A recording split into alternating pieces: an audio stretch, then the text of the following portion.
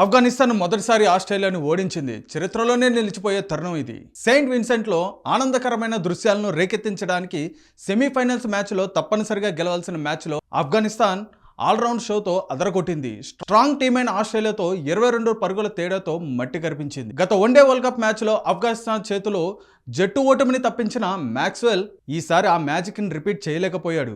మందకోడి పిచ్పై Maxwell పోరాటం ఓటమికి మాత్రమే కైవసం చేసింది. గుర్బాజ్ ఆఫ్ఘనిస్తాన్కి చరిత్రలో నిలిచిపోయే ఒక విజయాన్ని అందించాడు. ఆస్ట్రేలియాపై ఆఫ్ఘనిస్తాన్కి ఇది ఒక తొలి గెలుపు.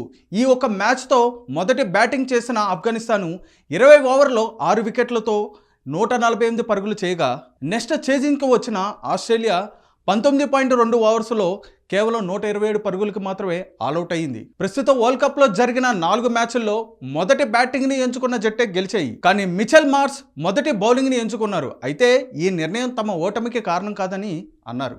ఆఫ్ఘనిస్తాన్ ఈసారి ఆడిన ఆట చాలా బాగా ఆడారు అని ప్రశంసల వర్షం కూడా కురిపించారు. అయితే ఈ వరల్డ్ కప్లో వచ్చేటప్పటికి మిచెల్ మార్ష్ అన్నది ఏంటంటే, తను బౌలింగ్ ఎంచుకున్నంత మాత్రమే కాదు, అయితే బౌలింగ్ ఎంచుకున్న మ్యాచ్లు కూడా చాలా వరకు కూడా విన్ అయ్యాయని చెప్పని కూడా వారు చెప్పడం జరిగింది. అయితేనేమి గుర్బాజ్ చరిత్రలో నిలిచిపోయే విధంగా ఆఫ్ఘనిస్తాన్కి ఒక రికార్డ్ని సృష్టించాడు.